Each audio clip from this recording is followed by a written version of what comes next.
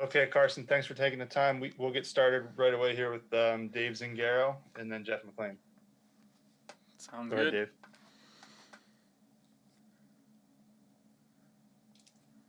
Or Jeff, whoever's ready. I'm ready. Sorry. Hey Carson, how you doing? Obviously you have a family now. Wondering if you gave any thought to the possibility of opting out for this season. Yeah, obviously, very well aware of the circumstances we're all living in. It's unfortunate, and no one, when this thing first hit back in March, no one really knew what the season would look like, and there's a lot of conversations both from the PA ownership and just amongst players and how this would even look. And so throughout the whole time, I mean, I think everyone's in the back of their mind wondering, what does that look like for me safety wise? What does that look like for my family safety wise?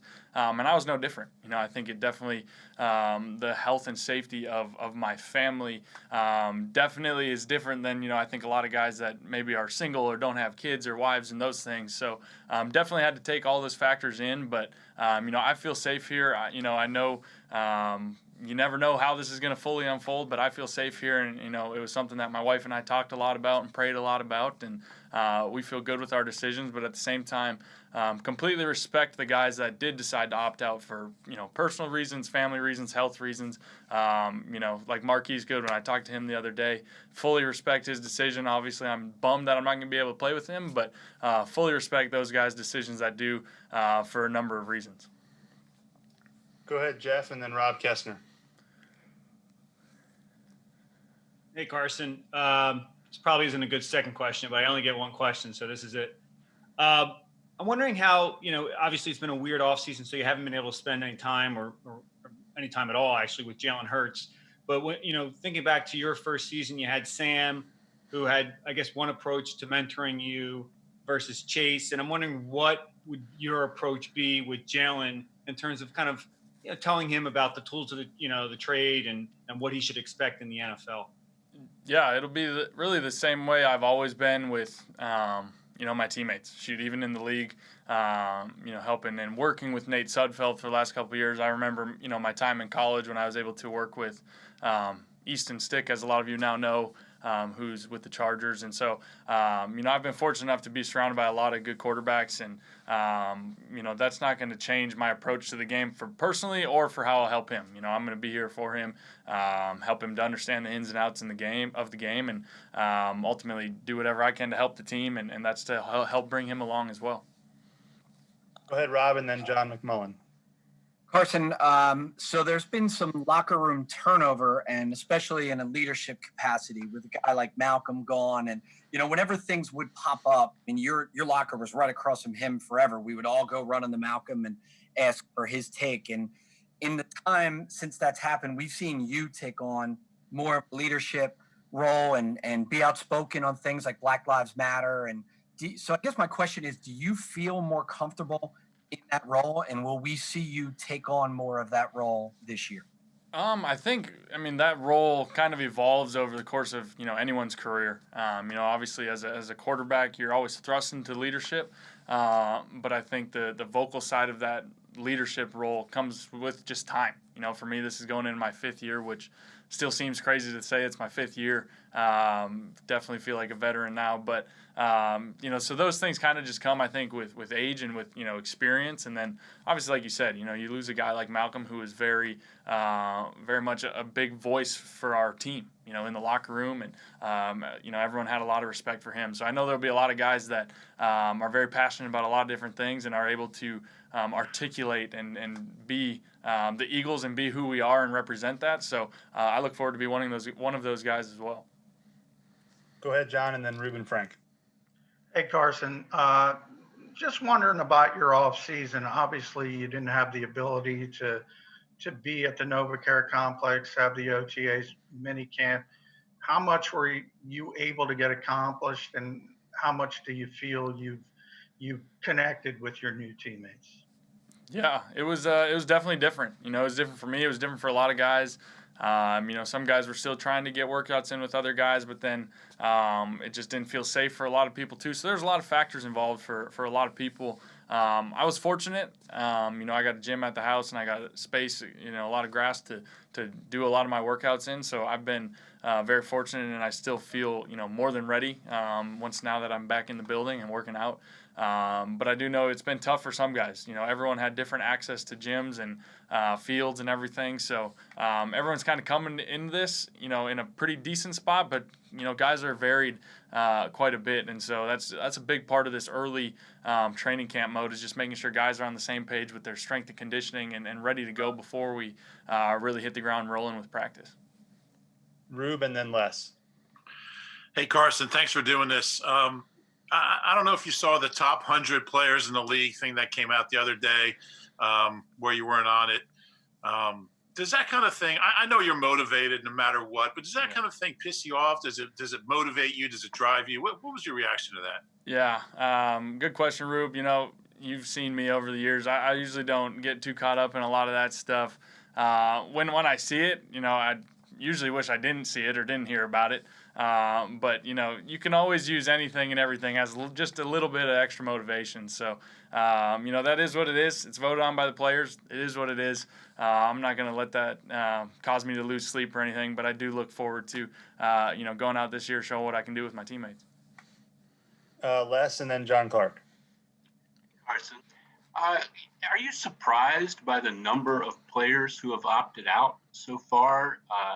Do you think this is going to have a big effect on the season? And I know you said with the first question that you never know how all this is going to unfold, of course. But do you really think there's a good chance of having a full season and the Super Bowl on schedule? Does that look likely to you at this point? Yeah, to answer the latter part of your question, for me, I like to look at it as the glass half full. And so I'm optimistic that, we can execute all the protocols, guys can stay safe, guys can stay healthy. But I'm also not an idiot. You just don't fully know how everything's going to unfold. So until something changes, I'm going to be here, I'm going to be working, I'm going to be ready to go just like all my teammates. As far as guys opting out, I'm not surprised, to be honest, just because like I answered the first question, I think all of us, and especially guys with either health conditions or family, or maybe some guys live with their parents or whatever, or look after their parents. You got to take into consideration your family, and it's not just about you. So I completely respect the guys that did opt out and that will continue to opt out. But I'm not surprised by it just because of the state that we're all living in right now. Thank you, John and then Bo. Hey, Carson, when you arrived at the NovaCare complex the other day, they had video of you and everybody commented how you look bigger. Have you gained a certain amount of pounds of weight? And last year going into the season, you had a certain thing that you were concentrating on and really wanted to concentrate on for your future. Anything change a little bit this year, being quarantined and stuff like that? Nothing really changed. For me, the last couple off seasons, I was, dealing with injuries and trying to bounce back from injuries. So this off season, I was really able to get after it and work out a little harder in the gym and all of those things. So, I haven't gained anything, insane for weight, but I've definitely gained some weight, and I feel really good with where I'm at. So appreciate the compliment there, John. We'll go Bo and then Howard. Carson, given the the turnover in the offensive staff this offseason, how different do you expect the offense to look? How much are you guys able to implement without having the grass time in the spring, and what kind of challenge will that be? Yeah, that's a great question. It's a great question. I think for the most part we're going to look the same. But obviously we're going to have new bodies out there. There's some young guys that we're looking forward to, getting the chance to work with and step up. And, Coach Rich coming in and adding a new element, and just with his, his ability to marry up the run game with the play actions, with the naked game and all of those things. So I think some things will look a little different, but I'm really excited about it, and I think it'll really complement what we as an offense and who we are identity-wise. I think the coaches really have a good grasp of who we are and how we can get the most out of me and out of the rest of the sporting cast. Thanks. Howard and then Zach Berman. Carson, playing off the last question, with the lack of grass time this year, how can this team really be, especially from your standpoint, the offense, be ready with the lack of grass time this year? Yeah, well, first off, Genius, I haven't seen you in a long time. That is a heck of a beard you got going there. Be Kelsey. I'm very distracted by the beard, but the question. But I'm confident. For us, I think the lack of grass time. I think that makes it tough for us, but I think it makes it tough for really everybody across the league. Everyone's dealing with it. So if I'm being honest, I think we're in a good place just because we do have a lot of carryover with a lot of the same coaches. Obviously we've added some pieces, but for the most part, the offense hasn't changed, and we got a lot of the same guys around. We've added some new pieces, but I do feel like we're going to be in a good place here once we're able to finally get out there and practice and hit the ground running. Thanks. Zach and then Jimmy. Hey, Carson, at this time of year in some of these past years, you've mentioned specific benchmarks, whether it was third down and red zone completion percentage at one point. Is there anything as you looked at your game or your numbers that you specifically want to improve upon or hone on this year? Yeah, I mean, to be honest, what you just said, red zone and third down, that's going to be something I'm going to hit on every year. Whether we're first in the league or last in the league, just because I've really realized, over the first couple of years of my career that, those downs make or break ball games all the time. And so for me, I would also love to see us, have some more explosive plays. We had a lot of long drives last year, and obviously, hopefully getting Deshaun back and some of these younger guys can help, lend itself to some more explosive plays. Maybe we don't always have to put together 15-play drives, but if that's what we got to do, that's what we got to do. So I'd love to see some more explosive plays, but really just keep on top of it with third down and red zone. And for me personally, just taking care of the ball. I think I've limited the interceptions over the years. I just got to keep, getting better at in the pocket, holding onto the ball, trying to extend plays, knowing, when to say die and when to try and stretch the play out. And we've talked about that a lot. That's something that I'm always going to be trying to learn and be hard on myself. So those are some things I'm definitely trying to work on. Thank you. Go ahead, Jimmy, and then Mike K. Hey, Carson. In the past, the team had you take a look at receivers leading up to the draft and allowed you to give input on those guys. Did you do that again this year? And then beyond that, what are your first impressions of Jalen, John, and Quez? Yeah, as far as input, I mean, it's always very limited. I definitely watched the receiver class. I knew, a lot of the top names and, definitely followed along with that. But, I didn't have a ton of input, especially, we weren't in the building ever or anything like that. But my first impressions is they're all fast. They can all roll. So I'm excited about that. We've barely been on the grass together. It's just been really 2 days now. And we're not, practicing or any of those things. So I'm really excited once, we get the pads on and we're full speed out there. But my first impressions is all three of them. They can roll. They're quick. They're fast. Natural ball catchers. So I'm excited for all those guys. They all have a great chance to help this team right away this year, even in week one. And so not to put too much pressure on those guys, but I'm excited to see how they develop here over the next couple of weeks. We have time for a couple more, so we'll do Mike and then Jeff Skaversky and then Elliot. Hey, Carson, thanks for doing this. JJ obviously had an uneven rookie season. Throughout the virtual program, what have you seen from kind of a mental side and like a work ethic and communication standpoint? Have you seen improvement from JJ, and what do you think he needs to improve on the field?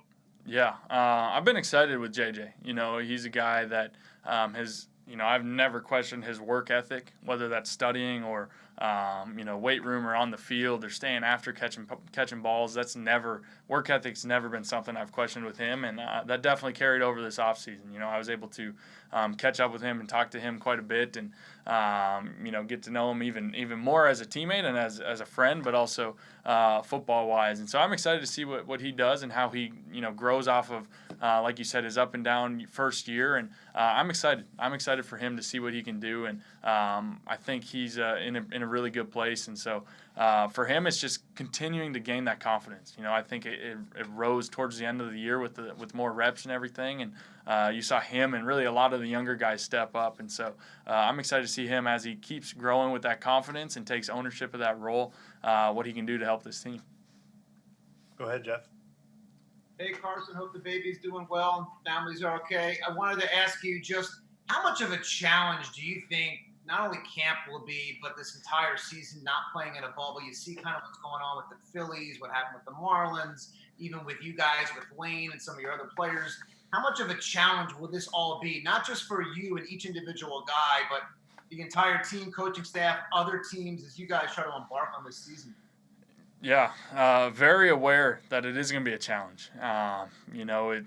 We've talked about it, a fair amount, and you got to be a professional 24/7. Not just when you're in the building now, but it's how do you take care of yourself out of the building and be smart and handle your business. And so we really are all in this thing together. We say that all the time. It's kind of the cliche thing, but has a little different meaning this year. And I'm not dumb to know different ways guys can still get it. Things might happen, and so you never know how this is going to unfold. But we're going to do everything we can as a team to make sure, especially as leaders, to make sure guys are handling their business. Not just in the building, but outside the building, who they're around, what they're going to do. So it's going to look different, and it is going to be a challenge. But I think we in Philly are up for it, and hopefully everyone around the league is up for it as well. Last one. Go ahead, Elliot. Carson, I saw you worked out this offseason with some of the younger receivers in Houston. I was curious what that experience was like and what made you decide to pick Houston. Yeah, it was good. It was good. It was short, and obviously it was still an interesting time. And then, Texas started to become a hot zone for COVID as well. So, that kind of limited what we could do. But it was good work. It was quick. But it was really just good to get to see a couple of the guys, even for the brief couple of days that we were. And Texas is a great place to work out when it's hot and you're trying to get acclimated to a little bit of the heat. So that's why we were down there. All right. Thanks, Carson. Thanks, everybody. Thank you, guys. God bless. Genius.